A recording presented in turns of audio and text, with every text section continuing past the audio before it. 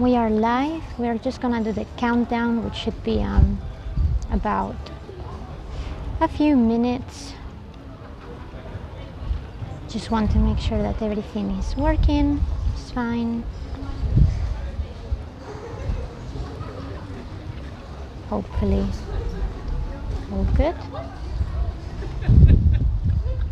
Prism is not liking me.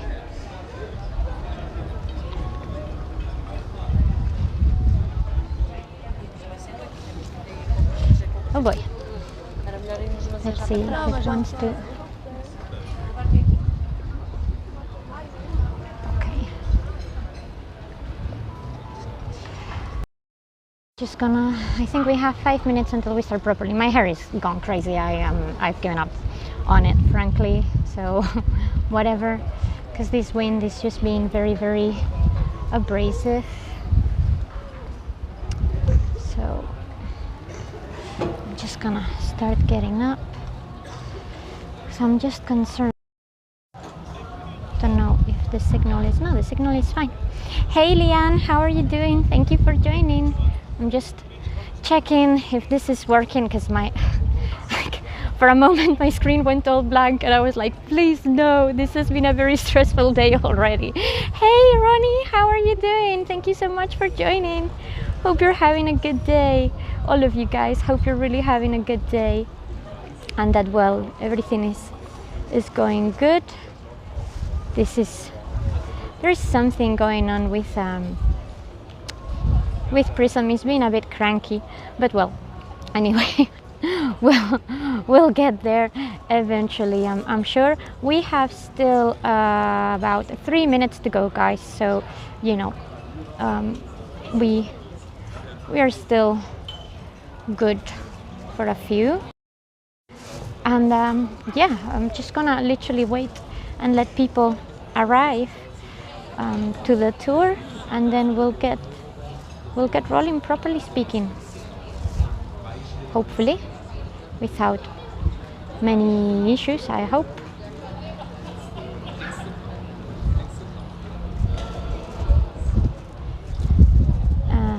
It's just having a funny moment about something. I'm not sure what.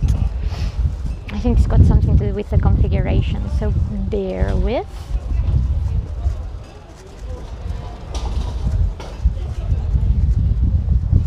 Okay, can you see me and hear me okay? Hey Lilipod, welcome. So if you guys can see me and hear me, that's really all I care about. It's just that wind. I don't know if it's the wind or just Prism having a funny moment.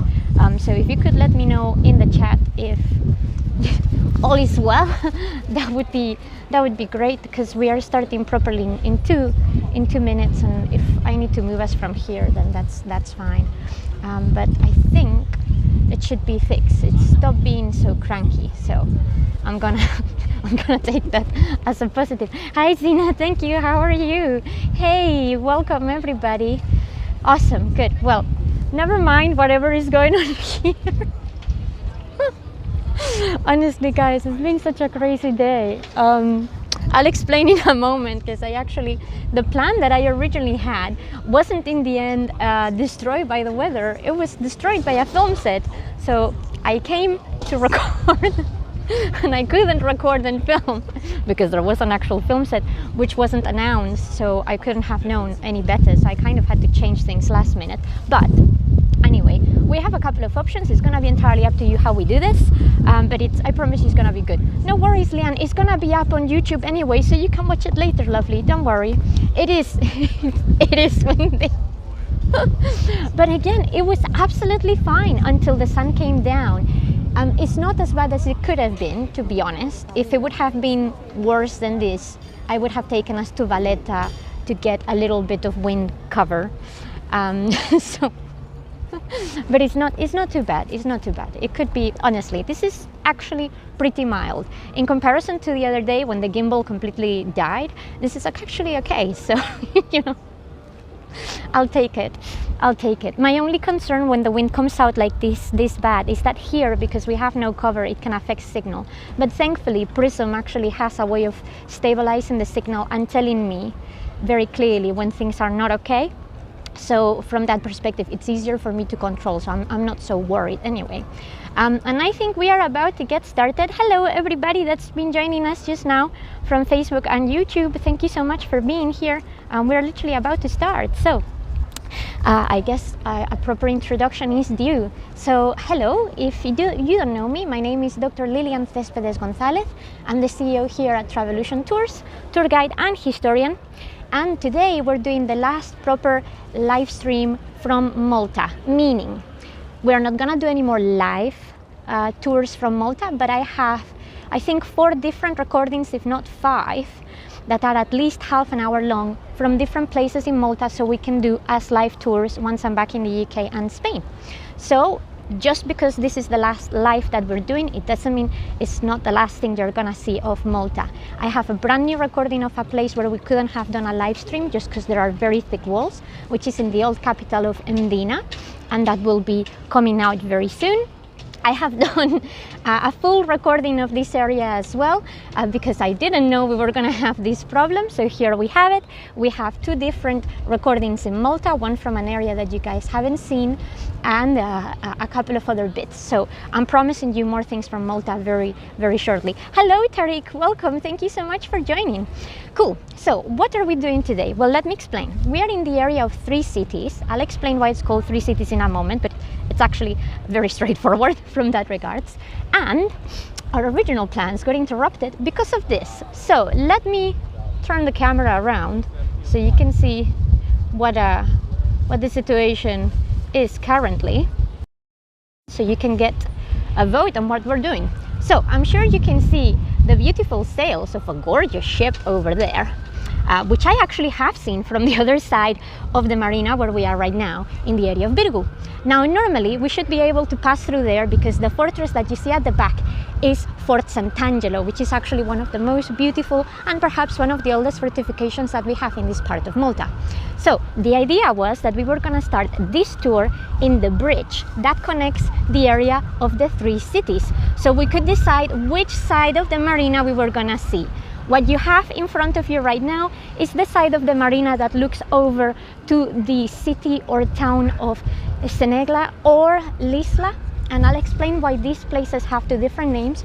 Or we could have decided to stick around this area, and this is Birgu, also known as Vittoriosa.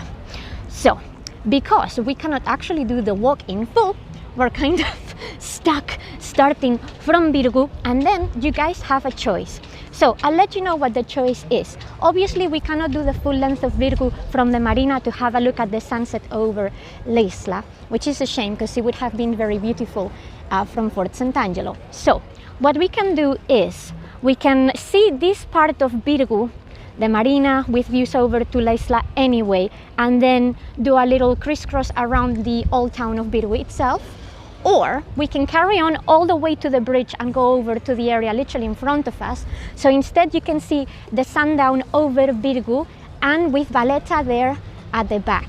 Because through the area in front of us we can walk all the way to the edge and actually see Valletta and Fort Sant'Angelo, because the views from the other side are actually better to see Fort Sant'Angelo. It's entirely up to you. I really don't mind. It's just obviously it will be a very different experience. So you have approximately 500 meters to decide which way we go, simply because it's a matter of taking one road or another, okay?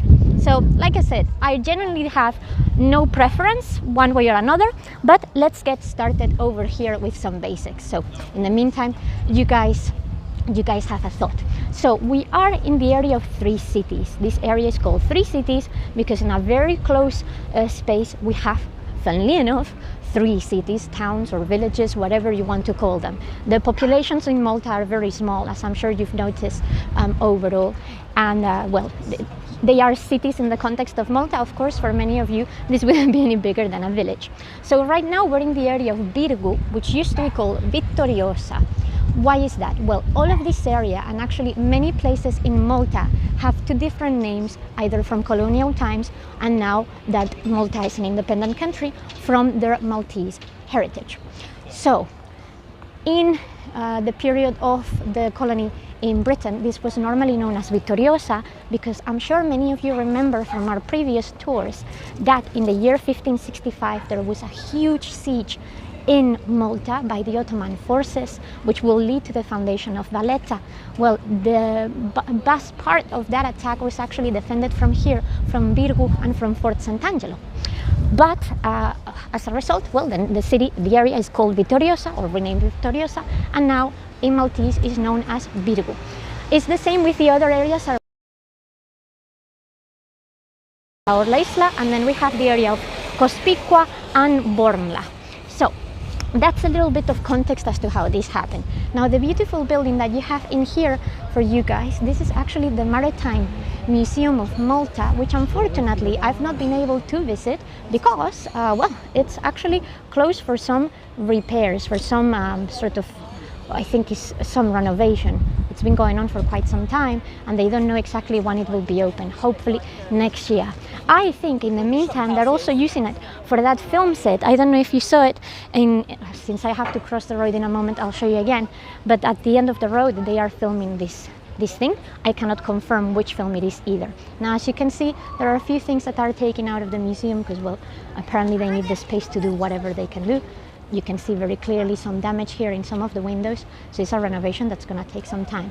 But this is actually one of the most important museums in Malta. Be aware that the one thing that's always dominating our tours and our landscapes here is the water and the sea. This is a maritime island. It's always been part of their tradition, and as such, well, the Maritime Museum really helps putting in context not just why ships have been so important for this country, but how the different cultures actually got here and how everybody contributed to, well, improving maritime warfare, maritime technology, etc., etc. Unfortunately for us, not one that we can see. However, we have a lovely display of cannons over here, all of which are actually original from the fortresses of Malta. So here you have them, not in the greatest state of repair because, well, they've actually seen quite a lot of action, but the vast majority of these are actually from what we call the period of the Renaissance. So it will be from the time of the 16th century over to the 18th century. I think only a couple of these have been recasted over in the 19th century during colonial times, and well, this one of course is a lot more modern, but the majority of them are a lot older than that. Well, here at the back you're gonna see that sail ship and some black screens, which is actually green screen for the filming that they're doing, because just on the other half of Birgu, not where we are right now, but on the other half, we would be going over to the third sort of chunk of the Grand Harbour, where they have the Malta Film Studios, which are, by the way, huge, and that's where they're building a brand new Coliseum to film Gladiator 2.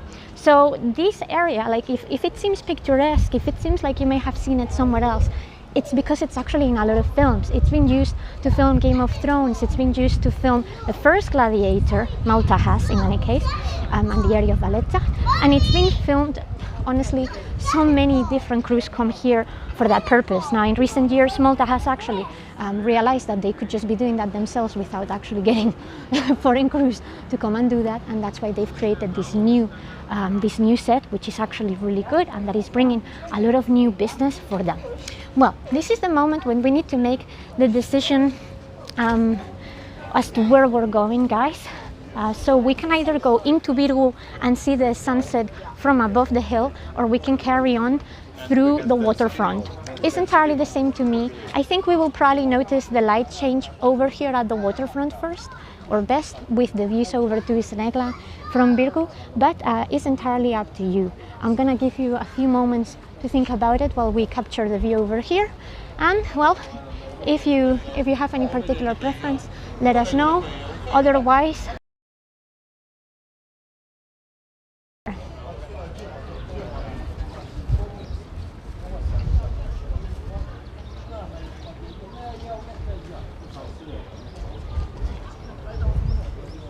any takers? Any preferences on where we're going? Either way, okay.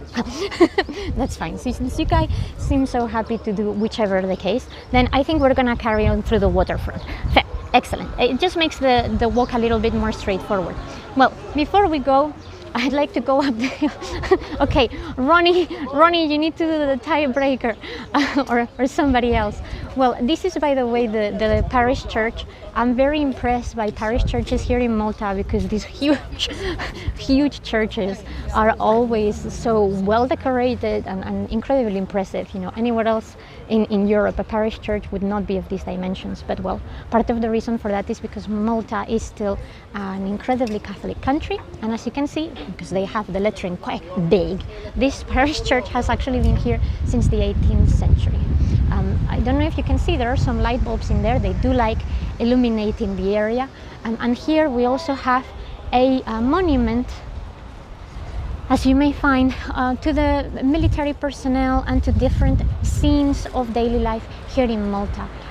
This is the roundabout. They do take quite a lot of effort into decorating roundabouts, which I have an appreciation for, to be honest. But there you go. Right, so we are gonna carry on.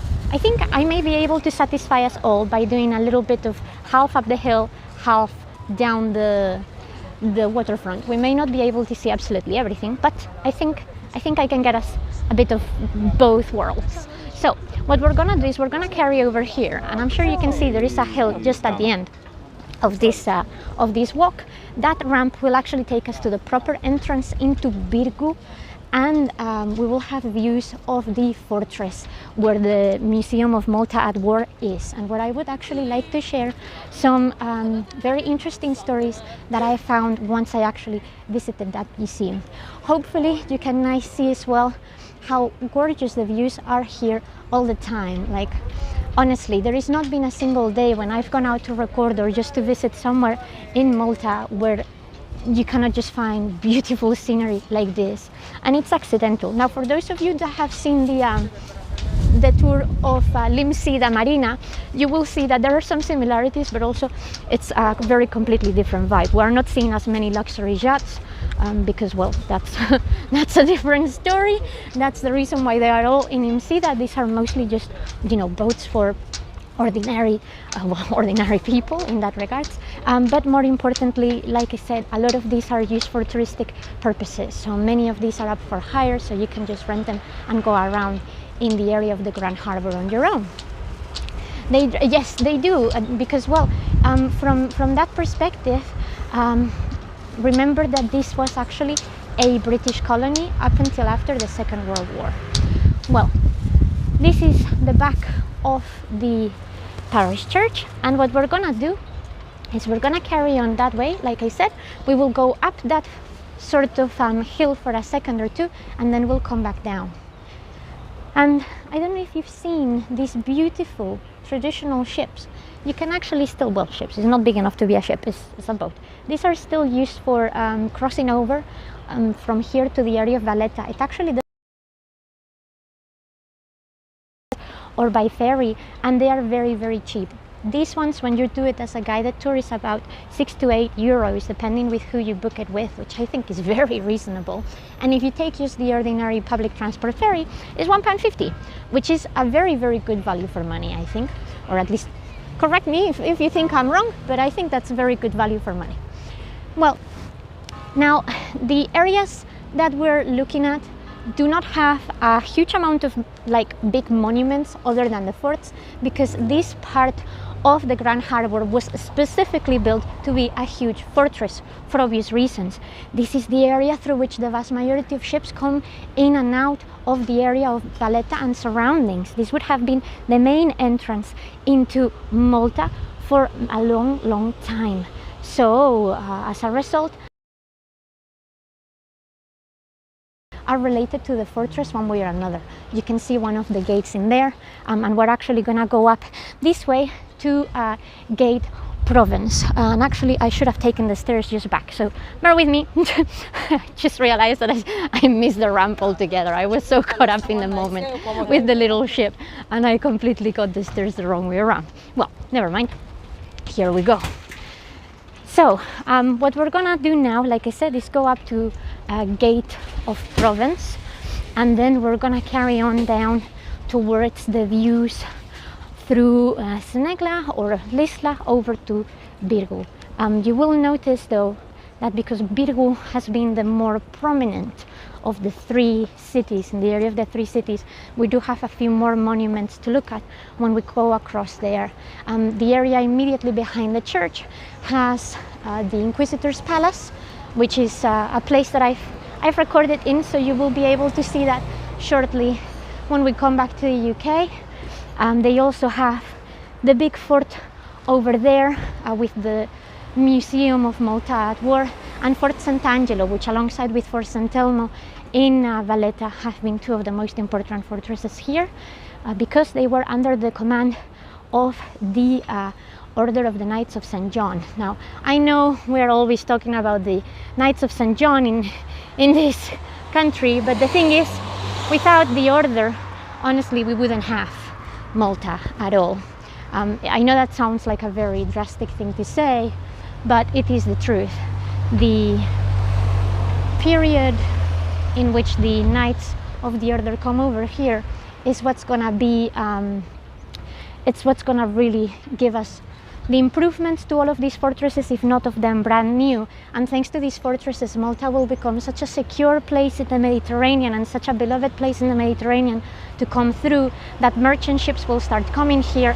That will create a lot of income, money, etc. And that's the moment really where this country flourishes. Now, that's not to say that there weren't things happening in Malta before, and in fact when we go to Mdina we will see that that's the reason why Mdina was the capital of the country for a little while. But these fortresses honestly were quite literally the life and prosperity of the country at one given moment, and they are in very good state of repair despite the very abrasive bombings during the Second World War, because, well, all of it is done out of limestone, so you know they are properly built and built to last. Oh, don't worry, MF, we're just about 15 minutes in, so you've not actually missed much.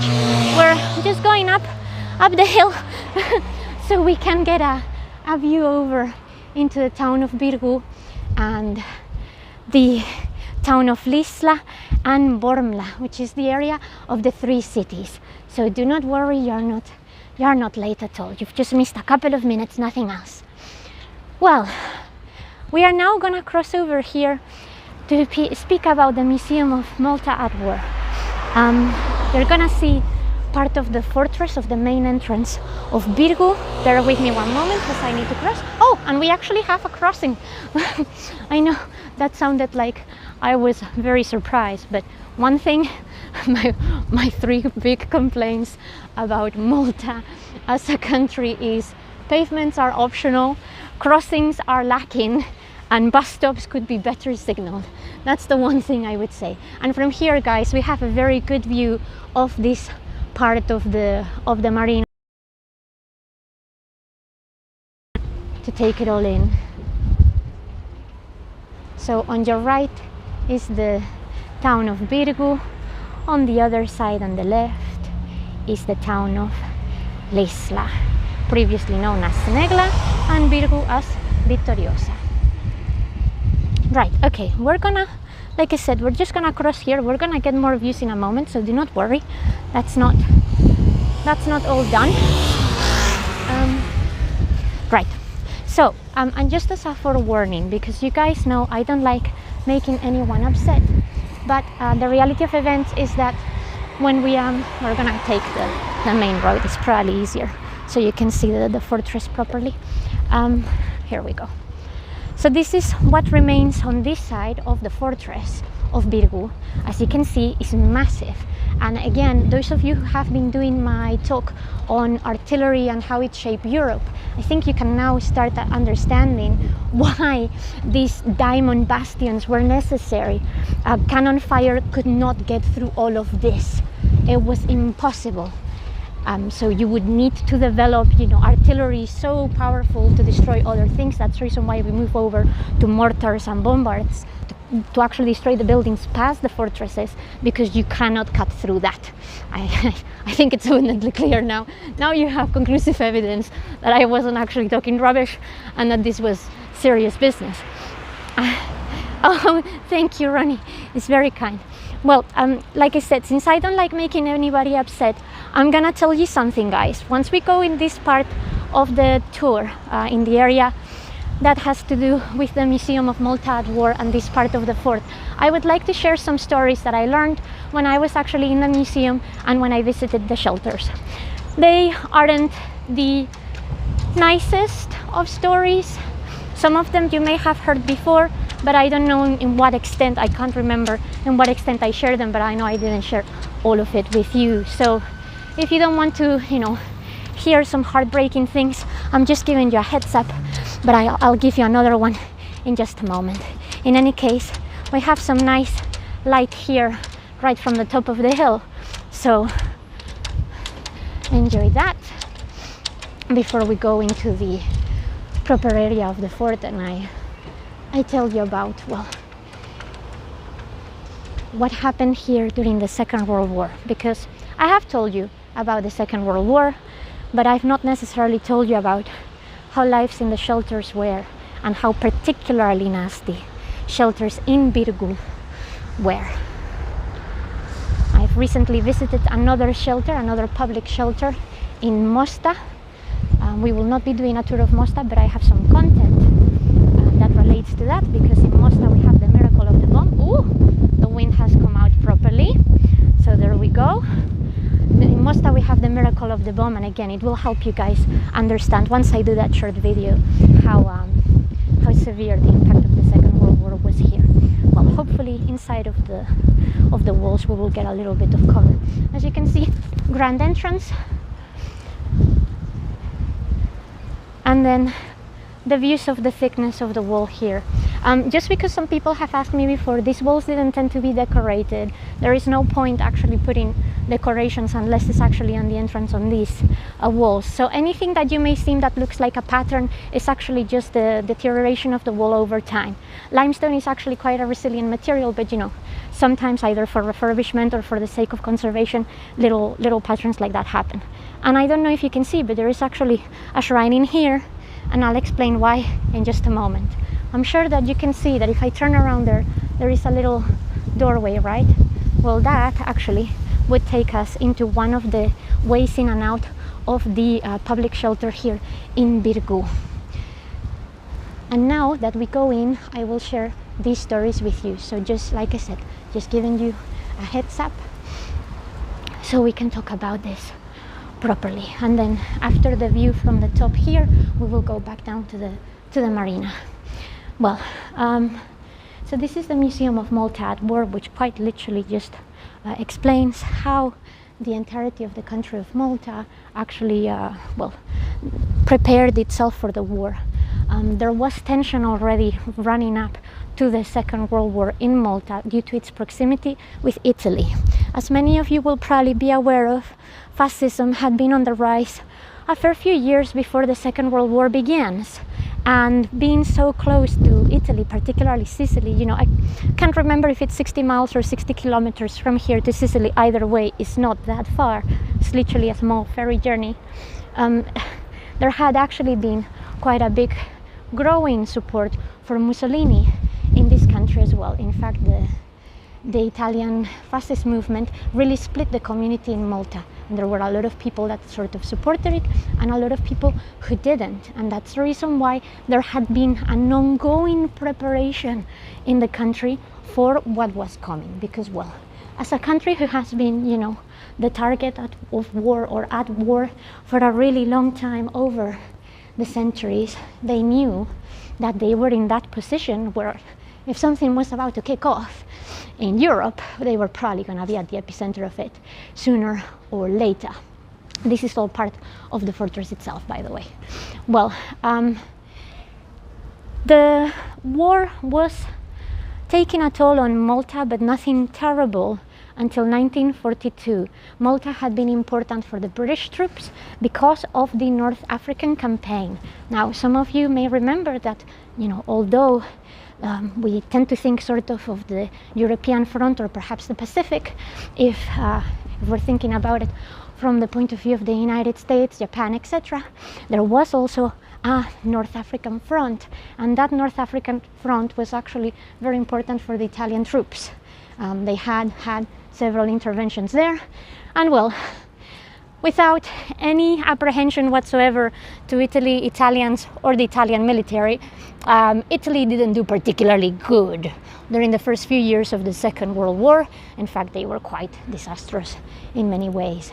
And North Africa was proof of that, as actually would be Malta.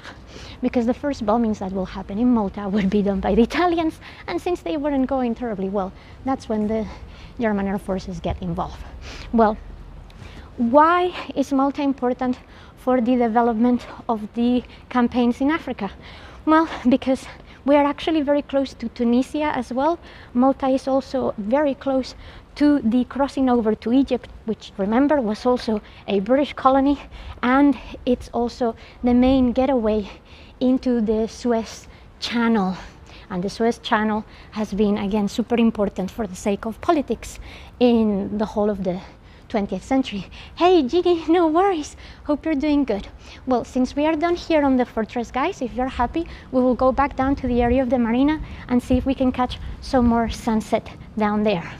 So, since Malta was essentially a perfect launch either for the British Navy or the Air Forces, that's the reason why it eventually gets targeted, because if Malta either surrendered or became essentially, or was taken over by the Axis forces, the British would be completely cut off from the North African side of the war, and of course that would give the Italian forces a way of, coming back up. So that's the reason why they decide to go so heavily on this country. So, as I've told you,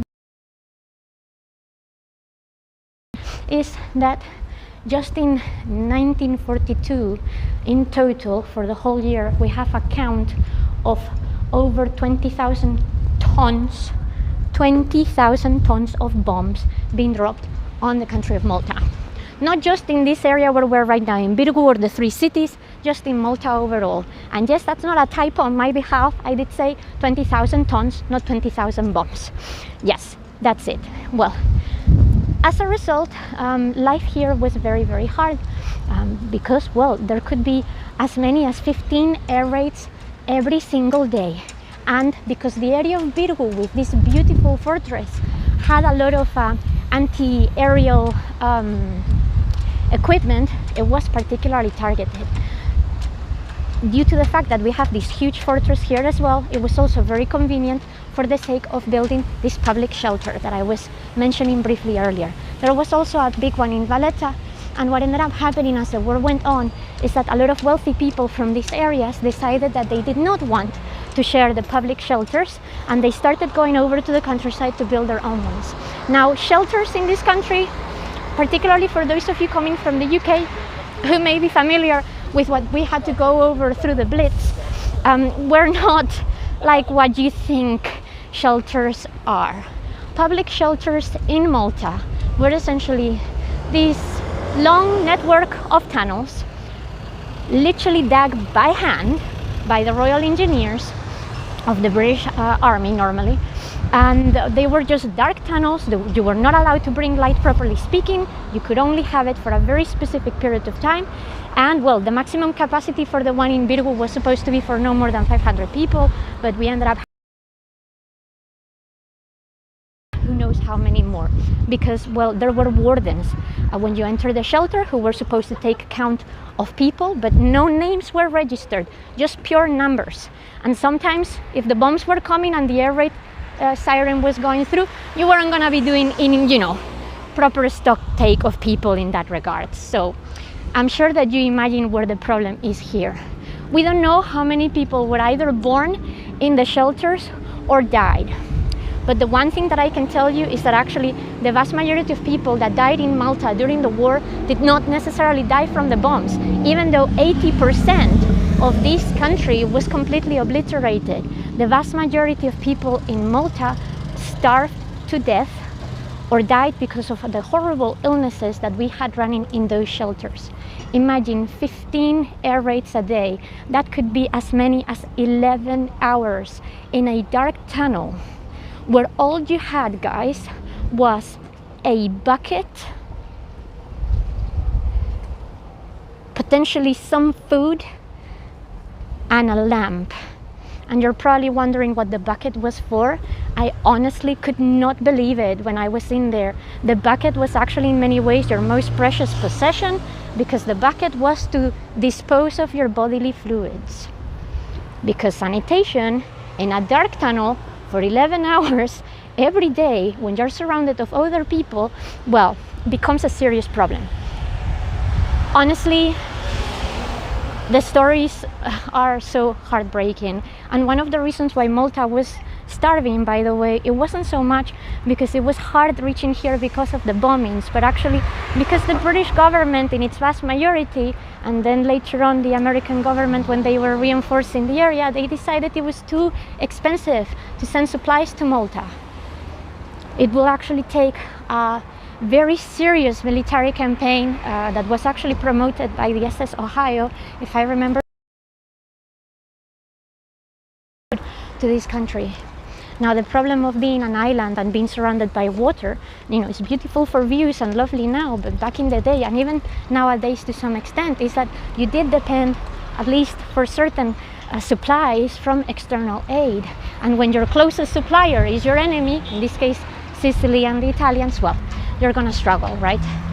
So that is what actually happened here, and that is what happened in those shelters. Now, the thing that really got me, guys, is that I'm telling you, people were dying because of starvation or disease, not necessarily because of the bombs. The bombs, of course, had a toll, but this was worse. You would never guess what the main trade in those, you know, there was a huge black market, of course, and the main trade in the shelters was not for food. Like, if you had food or if you had water, you brought it with you to the shelter, often illegally, because you weren't supposed to be bringing anything more than the necessary stuff to trade down, or so you could have a corner where you were comfortable. I know this sounds bonkers to us now, but you know, think that all sorts of horrible things are happening in the world currently, and well, I'm not particularly willing to bring the mood down, but just think about that. Think about what those people were doing. They were willing to sacrifice the very little food they had to be safe in those shelters, to have a tiny bit more of space and dignity, because that's all you had at that moment in time, and all they care about was that one air raid. The next air raid would be future you problem. So the beautiful views that you're seeing here are responsible for keeping those people alive in some ways, but also for some of the most heartbreaking stories that we have actually from this country, which I appreciate is not necessarily very happy or, you know, indulgent. See places like this that you realize that most of this is rebuilt. You can see these beautiful views because this is all rebuilt, either after the war with the 30 million pounds that the British government authorized for Malta's recuperation after the war, or with efforts that are happening now. You saw the Maritime Museum, right? Such an important building. You saw some of the damage that was in there. Money is being poured from the EU, from the Maltese government, etc., to ensure that Malta can actually be a proper European country with a lot to offer, because the country has tons to offer from the point of view of history, culture, food, etc. But if they cannot maintain it properly, then doesn't matter. Doesn't matter if it's there or not. It will not be available. So when you go to wherever, do make sure that you understand what people in those countries have had to go through, because, well, it will help you appreciate a lot more the beautiful gifts like these views that we're seeing right now, and I think it will probably help you connect a lot more as well with the people there. I know that, you know, it's a bit dramatic and all of that, but you know, I'm always a historian first and a tour guide second, and I cannot leave here without actually telling you how this happened. I am sure you can now hear probably the siren of one of the cruise ships, by the way. We've had a huge MSC ship, the Europa, I think it was, docking here for a little while, and I think they're finally leaving. But that's the reason why I wanted to bring you to Birgu, not just because of the beautiful views, but so you could understand the struggle and the fight that this country put up, because Malta could have surrendered, and they never did. In your life right now, and if you feel like everything is lost, well, I hope that a little bit of the Maltese spirit helps you get through those days, because those days will pass. And I know that's hard to believe, but those days will pass. And many of you know I suffer with some of these things myself, my chronic illness and the rest. So I know how hard it can be, and I know some of you in the chat, because I know you personally, have been going through definitely many things. But I hope that if nothing else, you get a little bit of reassurance and a little bit of love sent your way, because, well, this is why we do these things, so that we can all see that we are not so alone in the world, and that through thin or thick, we are all here together. Oh, thank you so much, Ronnie. It's my pleasure. Well, this is the other half of the fortress here in Birgu. As you can see, this side is very, very clean up, and that's because, well, this has actually been part of Birgu and Senegla back to scratch. So here you have some of the views at the back. Now we're at 40 minutes already. My intention was to try to see if we could get to the bridge, because from the bridge you get this beautiful view of both sides of the marina. We're definitely not gonna get over to the other side, unfortunately, but do not worry. If you want to see Fort Sant'Angelo, like I said, I filmed, and it is all ready for an As Live tour. Oh, thank you, Natasha. Good to see you here as well. You're gonna see just now coming through, by the way, the public ferry. So this is the ferry I was mentioning earlier that actually goes to Valletta, and that doesn't take very long. This is just coming here. It's the one that has the red sign of MAPFRE. In a moment, it's just maneuvering, because, well, it doesn't go any farther. Ditch. So they're just about to come through. I'm just gonna get us to the to this corner, so you can see it a bit better here with the fortress in the background, which I think may make a nice set. Oh, there we go. So yeah, and if you come here, by the way, I really recommend, if you don't want to take or spend a lot of money into one of those touristic boats, just taking the ferry, whether it is the one going over to Valletta, or the one from Valletta to Sliema, which is the place where we were just the other day as well, or over to Gozo. Even just the public ferries really help. MB, hey, it's lovely to see you. Hope you're doing good. So, as you can see, Valletta and the three cities are the gift that keeps on giving, this country in general. Honestly, I'm so impressed by everything that I have found here in Malta. The food has been great, people have been so warm, friendly, kind. I honestly cannot express how beautiful this adventure has been, and I'm very, very grateful that you guys have been here with me for that. So on that note, if you can come and see Malta on your own from the actual ground, I do recommend it. It's not an expensive country to experience, particularly if you do not depend on those pre-packaged holidays. And I will prepare you against those pre-packaged holidays, guys, because the vast majority of those tour agents do not leave a lot of money in the sort of local community. They take the vast majority of the commission. So if you can actually plan with either a local guide or something like that, it would be better for you as an experience, because they will be a lot more appreciative of your needs and desires, and you will be making sure that actually that money is coming to people here that need it and that will make good use of it. Honestly, I've only had one funny, a little bit of, could have happened anywhere in the world. I felt so safe, so helped by everybody. So, you know, if you're concerned about potentially any of those things, it's really not an issue. In terms of accessibility, there are some things that I've really appreciated about Malta, some things where they're still improving. The vast majority of monuments have, at least in Valletta, they have a little guide for people with sight problems. Most places have audio guides as well that you can download on free Wi-Fi, so you can, you know, hear things at your own pace.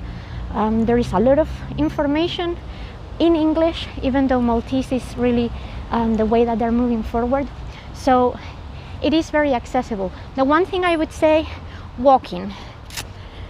Some areas are more accessible than others. So if you have mobility problems, I would recommend that you do some research. However, the good thing about Malta is that the public transport is fairly reliable, but more importantly, things like Bolt and Uber work very well in here and they're very cheap. So you can move around quite easily, and driving is very safe. I have never in my life been in a country where I would have to cross in the middle of the road and the cars would just stop for me, because that's what you do without honking or anything like that. So, you know, it's actually very refreshing from that perspective. Now, of course, it's a country that has its own problems. I'm not gonna pretend that they don't have them, because that would be lying, and you guys know that I don't do that. But from the point of view of tourism and making you feel welcome and actually having a good experience, Malta definitely delivers. No worries, Diane, my pleasure. Well, we're just gonna cross over the bridge, and I can show you here a couple of things. So we're now in the area of Bormla, which is technically the kind of connection point between Birgu and Senegla. Bormla used to be called the city of Cospicua. We have this very cool statue here, and actually with the light right now, it creates very nice contrast. It's literally just been installed. I mean, I'm sure you can see that this has not been here for a long time. And then in the background, once again, another one of these huge parish churches. The vast majority of these parish churches, by the way, are actually from the late 19th or early 20th century, many of which have been rebuilt after the war. And finally, as you can see, we have some modern installations here. These are some offices, and in fact they have a really cool cafe over here, which I want to show you because it has a very cute thing that I think you guys are going to appreciate. Now, before we do that, I want to give you what is perhaps one of the best views in the three cities, which is right here over the bridge. And actually I think the light is going to be really nice. So hang on, because you know this girl is short and therefore vertically challenged. So here on your right you have the beautiful town of Birgu, and here on your right the beautiful town of La Isla. And here in the middle is where these two cities meet in connection with Bormla Conspicua. Isn't this a nice view?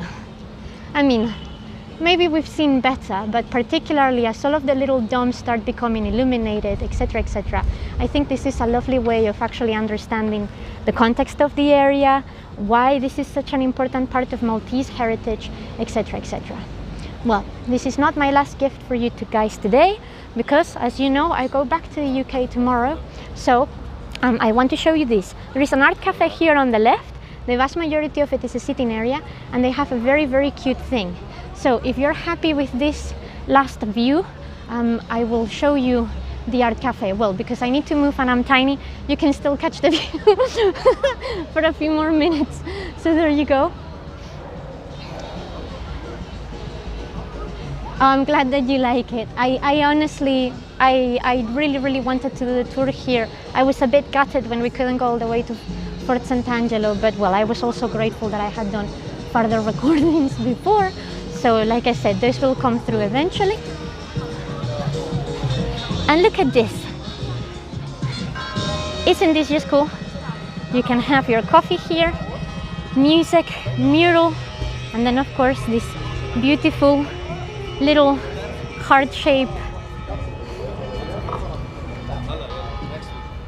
I don't know if it's supposed to be a bench or what. This is it.